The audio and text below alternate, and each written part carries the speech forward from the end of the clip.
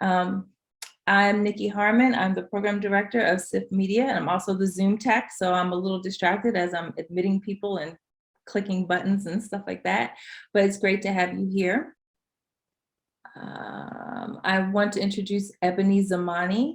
She will be our moderator for the evening. Ebony Zamani is one of our SIF Media 215 members.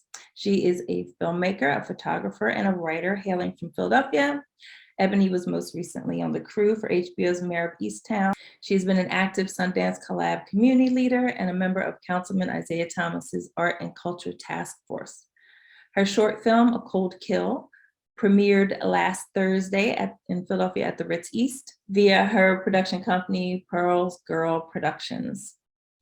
Welcome, everybody. Thank you for being here with us tonight. We're excited to have everyone. We have some illustrious guests and presenters with us this evening. And so I'm going to give you a short introduction, and we're going to get right into our presentations. Department of Commerce, we have Sophie Hang with us. Hey, Sophie. Sophie is the Business Development Manager for the Creative Economy. Welcome, Sophie. It's a lot of buttons. Hi, everybody. Glad to be here. Thank you, Ebony. Next up, we have the women from the Greater Philadelphia Film Office. We have Joan Bressler with us this evening. Joan Bressler is the Director of Greater Philadelphia Filmmakers and Programming at the Film Office. Welcome, Joan. Thank you. So glad to be here. We also have Susan Rife with us from the Film Office. Susan Rife serves as the Assistant Production Coordinator and Office Manager at the Film Office. Her primary duties focus on helping productions film in the area, including locations, permitting, and connecting productions within the city. I should have been talking to you, Susan, but we're gonna be in contact after this. In her spare time, Susan enjoys comedy performance and screenwriting. Welcome, Susan. Thank you so much, and I'm happy to help you wherever I can. And last but not least, we have Sekou Campbell with us, who is an entertainment lawyer in the region. Sekou Campbell represents intellectual creatives, including artists, entrepreneurs, and nonprofits to form and govern their businesses. He has seen the power of artists and entrepreneurs to change the world, and he seeks to continue to represent intellectual creatives' interests while developing their business aspirations. Welcome, Sekou. Thank you. Happy to be here. Yes. Hi, thank you. We're so happy to be part of this, and we're so happy to be in front of some new faces. I want to start by talking about what the Film Office does and what a film commission is, because I think there are a lot of people that don't really understand that.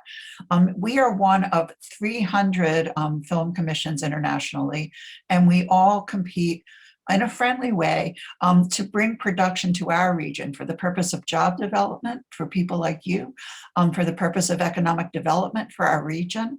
And that sounds sort of dry and businesslike, and it is, but we do anything we can to attract production here and make it a really good experience for people who want to work in the greater Philadelphia area. We attract production from the outside, and we also support the local community, which is what the program is that I direct. That's all about supporting you in whatever way we can figure out to do that. And over the years, there have been many different ways. We do have a screenwriting competition that hopefully some of you know about, or you will learn about, with cash prizes and also the opportunity to get your work in front of people.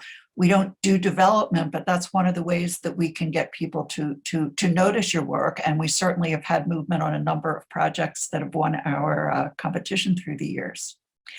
The Film Office started in 1985. It was a wholly city agency. A lot of film commissions are government related. We no longer are. We are our own nonprofit.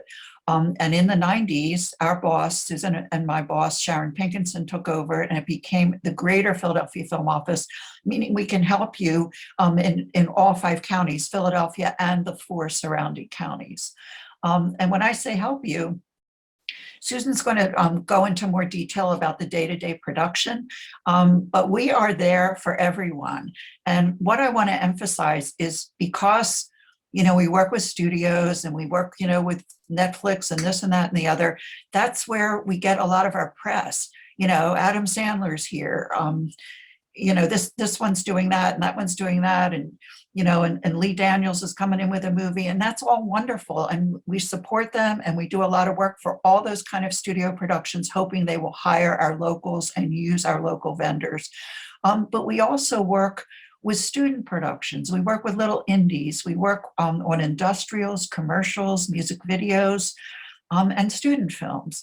And the bulk of our days are taken up with those things. And we've been shouting from the mountaintops for a long time that we're here for everybody, and we want everyone to contact us with their projects so that we can help you, and also that we can track what's going on in the region, which helps us stay alive, showing people that there's a reason that Philadelphia is producing projects and needs a film commission to help them do so.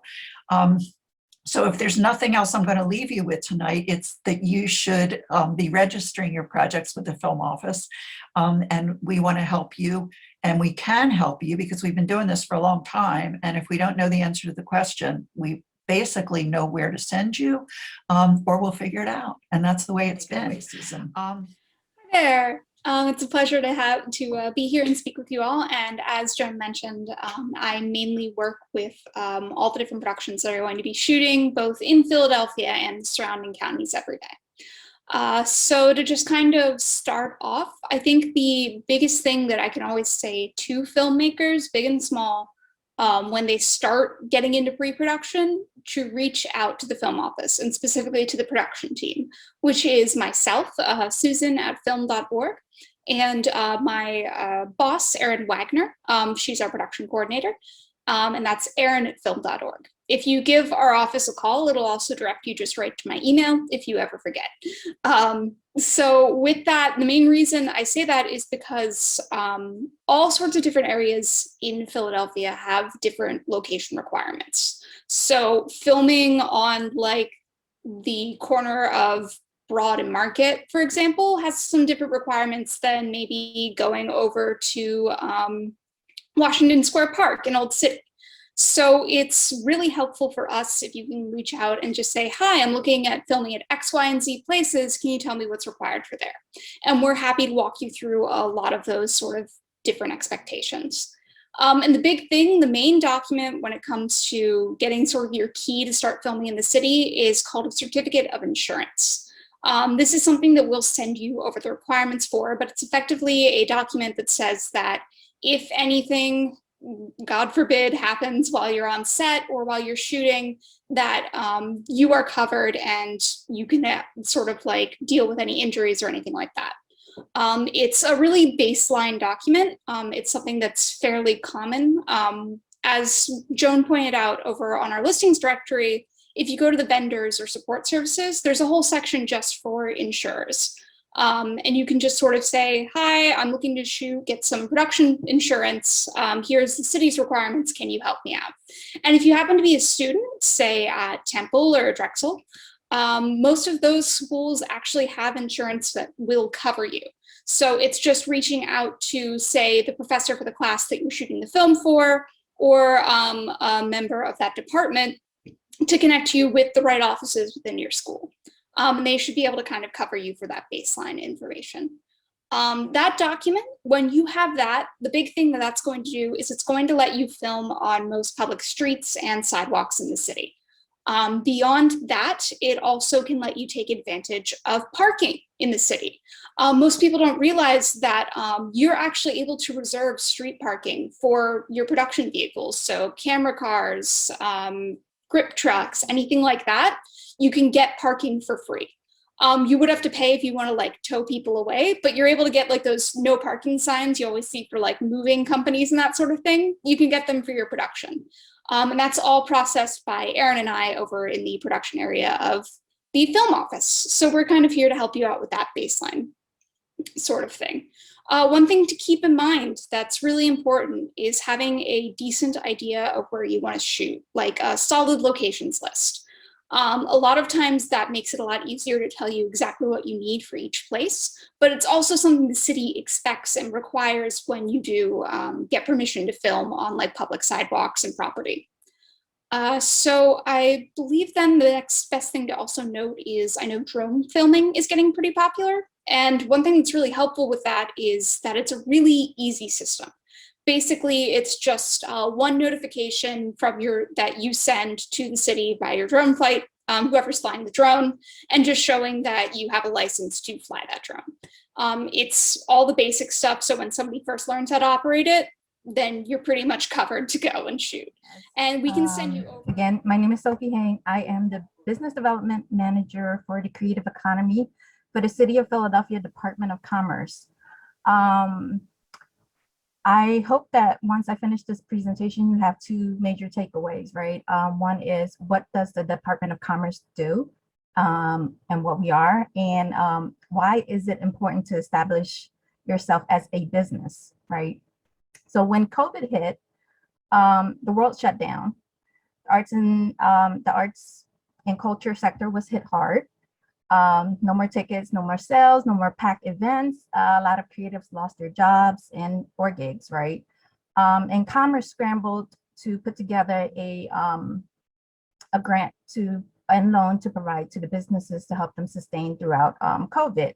So a total of 7,233 people applied for this grant. Out of that, 878 applications were denied due to tax compliance issues. What are tax compliance issues? The businesses don't have the correct paperwork to qualify, or they never registered themselves as a business, right? So all that to say that, for a business as we're starting up, in order for you to grow, having your business paperwork, federal tax returns, financial statement is important for you to qualify for financial help through financial institutions, right?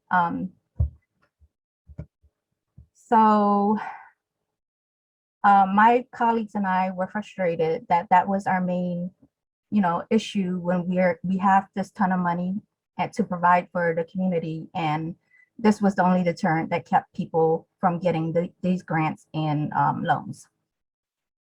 So what do I do here at Commerce? My office is the Business Development Unit of Commerce. We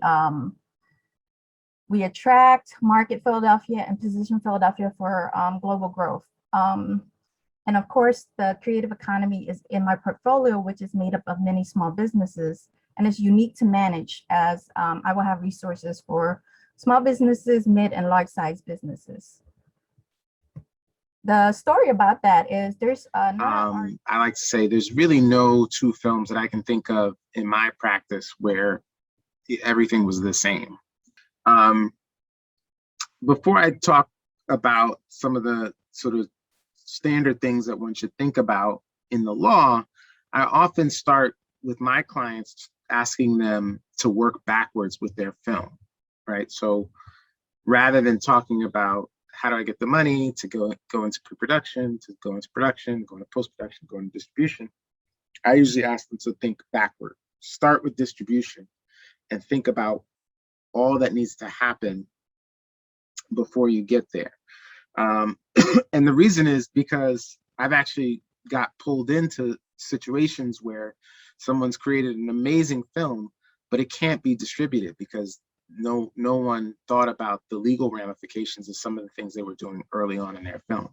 So the big sort of rule of thumb I would encourage folks to think about is think about distribution first. Think about where's your film, who's your audience, how will your film be seen, and then sort of work back to the beginning. As part of that working back, you want to think about what your risks are.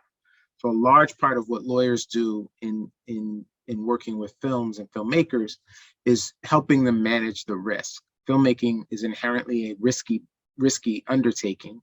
You've already talked about so many of the risks, right? One of the primary things the city needs is a certificate of insurance is because it's risky.